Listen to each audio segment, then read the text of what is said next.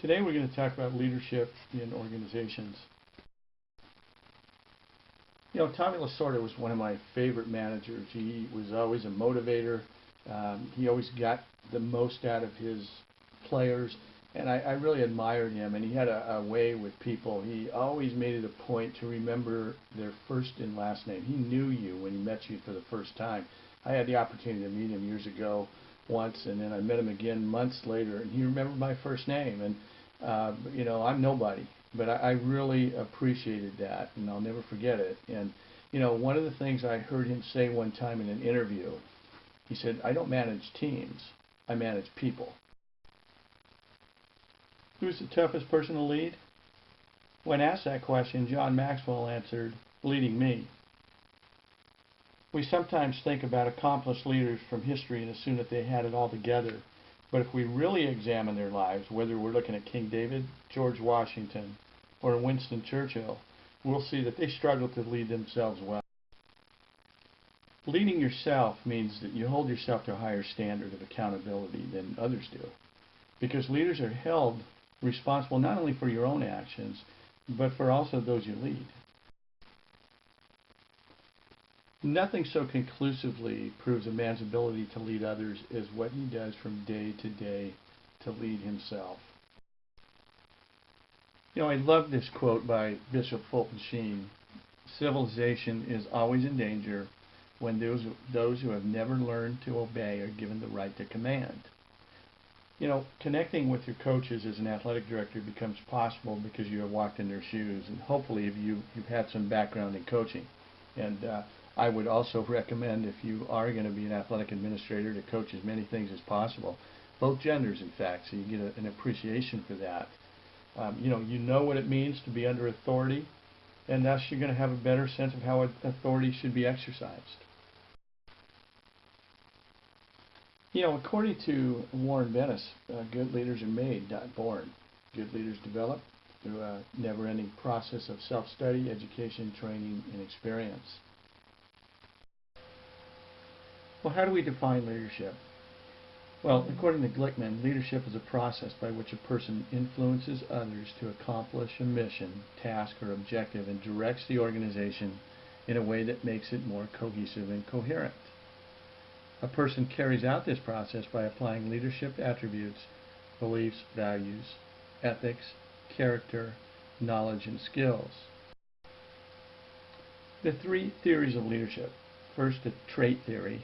Some personality traits may lead people naturally into leadership roles. You know, I can think of a few people that have just natural talent to be leaders. My brother, for one.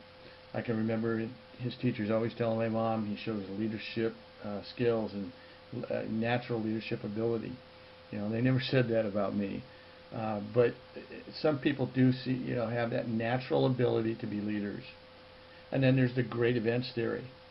You know, where it takes a crisis or an important event that may cause a person to rise to the occasion, which brings out extraordinary leadership qualities in an ordinary person. We can all think of situations when that has occurred. In an accident, you do what you have to do. You take the initiative. I can think of 9/11. You know, when that happened, we had to make some decisions quickly, and whether we cancel games or continue to play. Those are the kind of things that those great events bring out leadership ability. The third theory of leadership is a transformational theory. It states that people can choose to become leaders and that people can learn leadership skills. The transformational theory is the most widely accepted theory and the premise on which much leadership research and literature is based. Interpersonal skills that leaders need. First of all, knowing yourself is very important. And the categories of purposeful behaviors are listening, clarifying, encouraging, reflecting, presenting, problem solving, negotiating, directing, standardizing, and reinforcing. And we're going to take a closer look at each of these later on, and I'll also present some research that I did a while back when I interviewed 20 of the best athletic directors in the state, and what they said about several of these constructs. So we'll take a look at that a little bit later. But these are some of the very important behaviors that leaders need to have. How others view our leadership. 2 keys of leadership. In a Hayes study, they examined over 75 key components of employee satisfaction. Here's what they found. Number 1, trust and confidence in top leadership was the single most reliable predictor of employee satisfaction in an organization. So in other words, trust and confidence that leadership was going to do the right thing. 2, effective communication by leadership in critical areas was the key to winning an organizational trust. You know, I think probably one of the most important things you can do with coaches is communicate all different ways. In fact, not just with coaches, you're going to have to communicate in all directions with your top administration, with your principal, with your superintendent, school board, with your grounds crew, your custodial staff, with your coaches, your officials. In every direction, I think communication is so critical. And nowadays, there's really no excuse for communicating with email, with text, with telephones, fax machines, which they're practically outdated. But there's no reason to not be an effective. 10 principles of leadership. First one, know yourself and seek improvement. You know, it's so important to know yourself. And you know, I watch American Idol, and one of the things that the judges always say when a contestant does a great job, one of the comments that they always seem to be making is, you really know who you are, and you stay within your strengths. That is so important. So it really takes time. It takes some real self-reflection to find out who you really are and what you believe in. And that is going to go a long way, and it's going to help you more than anything. 2, be technically proficient. In other words, know your X's and O's. Know the job. 3, seek responsibility and take responsibility for your actions. You know, I don't know how many times I've made mistakes throughout my years of being an athletic director, and I've seen others do the same. We're going to make mistakes. It's important that when you do make mistakes, say, hey, I blew it, I just missed it, whatever, but take responsibility. People will appreciate that. I know I do when people make mistakes. I mean, we all do, and we understand when someone else does. 4, make sound and timely decisions. I think that's important too, to reduce the frustration in coaches and parents and in athletes. Make sound and timely decisions. 5, set the example. You know, being a role model is very important. You know, it's really difficult for you to say one thing and to do another. People are looking at you. The students are looking at you. Your coaches are looking at you. Your peers. So it's really important to set the example and lead, and not be afraid to roll up your sleeves and do whatever it takes to get the job done. 6, know your people and look out for their well-being. You know your coaches and look out for their well-being. You know, it's important that you get to know them personally too. They might be going through some things at home and in their personal life that might affect their work. And I think knowing your people and listening to them is very important. 7, develop a sense of responsibility in your people. They need to know that they're responsible for certain things and that you need their help and what their jobs are. Be clear with them, you know, in their job duties. 8, ensure that the tasks are understood, supervised, and accomplished. It's really important not to take things for granted, not assume that they understand, to be clear, maybe to restate to them what you just said, so that there's an understanding. Always check for understanding. That's important. And I'm not just talking about with the kids. I'm talking about with the adults, because sometimes we're not clear. Number 9, train your people as a team. You know, it's a team. We're all on the same team, and it's important to have coaches meetings and to bring all the coaches in there. You know, in the fall we have the fall coaches. In other words, we have volleyball in there.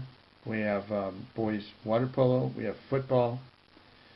cross country. We bring all the sports together because it's important that we understand we're all on the same team. We're not fighting each other. We're not going to compete for athletes. We're a team, and it's I coach at Don Ligo High School, and I'm the athletic director there. We're a part of a team. We're all in this thing together. We can't live without the other. Sometimes the volleyball coach or the baseball coach, they don't understand why football gets so much of the money. Well, football has to get a lot of the money because they pay for our officials. So once you explain things to them, that we're on the same team, we have to work together, we help each other. And then 10, use the full capabilities of your organization. Whatever they may be, every organization is a little bit different, but find out, what resources you have and use the full capabilities of that. Be, know, and do. Be a professional. Be loyal to the organization and perform selfless service. There are so many things that we do that are not in our job description, but we do them because they need to be done. Take personal responsibility. Be a professional who possesses good character traits such as honesty, competence, candor, commitment, integrity, and courage. And know yourself and the strengths and weaknesses of your character and knowledge and skills.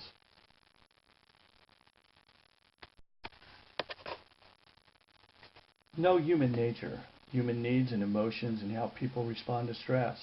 Remember, we're managing people. We're not managing facilities or organizations. It's people that we're dealing with. Know your job. Be proficient and able to train others in your tasks. Know your organization, its climate, and culture, and where to go for help. Networking is so important as an athletic director or in any leadership role. Do provide direction, set goals, problem solve, make decisions, and plan.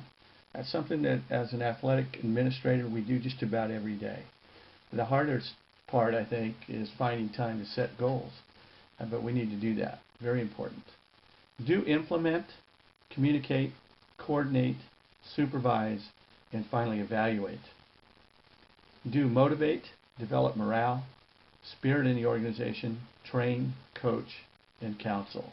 And I think coaches naturally do that because they want to get the best out of their athletes. And a lot of athletic administrators have coached before, and that's a natural thing for them. So that part of the doing it becomes a little easier, but it's important to always remember, developing morale and spirit in any leadership role is so important. Task and process. The task asks, what is the job at hand? What is the activity that must be performed? And what's required for preparation and performance? What are the resources needed? And what timeline are we under? On the other hand, the process asks, how does the job get done? How do we effectively prepare for the task? How is a team selected? Is it inherited? Is it appointed? Required to serve under a position title? Is it volunteers? How does leadership meet the needs of the people and empowerment of the team? Application. Think of a task you must perform every day. How do you normally accomplish this task? Does it require others' help for completion? If not, what is the rationale for completing the task singly? If so, do you engage others in completing the task with you? On a scale of 1 to 9, 1 being the low, rate yourself on task. Do you do the job yourself so it gets done correctly? Do you sacrifice relationships in the process of completing the task? And on a scale of 1 to 9, rate yourself on process. Do you employ the help of others often when a task is required for completion within your organization? And do others feel empowered by your confidence in them to complete the task? Take a look at this grid. Where do you rate yourself? On the left side here, on the vertical, we have process. On the horizontal, we have task. And they're numbered from low to high. Where do you rate yourself? On process and on task. Is it people that you have your focus on, or is it work? Is it process or task? Be honest. Where did you place yourself along the axis that best represents your leadership style? And what do you know about yourself that required you to place yourself on the grid? Well, most people fall somewhere near the middle of the two axes. From this grid emerges your four types of leaders. One, the authoritarian, which is she's nine tasks and 1 people. Team leader, 9 tasks, 9 people. That's a tough one. It's hard to do. Country club, 1 task, 9 people. We've all seen that type. Impoverished, 1 task, 1 people. Where do you fall? The authoritarian type of leader. These leaders are very much task-oriented and are hard on their employees or workers. There's little or no allowance for cooperation or collaboration. They're very strong on schedules, expect people to do what they are told without question, focus the blame on others, are intolerant of what they see as dissent, difficult for subordinates to contribute or develop. The team leader. The team leader leads by positive example. They foster a team environment in which all team members can reach their highest potential, both as team members and as people. They encourage the team to reach team goals effectively. They work tirelessly to strengthen the bonds between members. Form and lead the most productive teams. They have a balance here of both process and task. The country club type of leader uses predominantly reward power to maintain discipline and to encourage the team to accomplish its goals. They're usually incapable of employing more punitive, coercive, and legitimate powers. Results from leaders fear that using such powers could jeopardize relationships with the team members. The impoverished leader. They use a delegate and disappear management style. They're not committed to either task or maintenance, so allows the team to do whatever it wishes and prefers to just be detached from the process, allowing the team to suffer a series of power struggles. You may have seen a coach do this where they have a rule and the athlete breaks the rule, so instead of enforcing it, they will leave it up to a team vote. And sometimes that can be very frustrating for a team. Becoming a 9-9. The most desirable place for a leader to be along the two axes would be 9 on task and a 9 on people as a team leader, but this can lead to burnout. It's almost impossible to do both 100%. Attempt a 5-5 position to contribute equally to task and people. The other 3 are also useful. By playing the impoverished leader, a team gains self-reliance.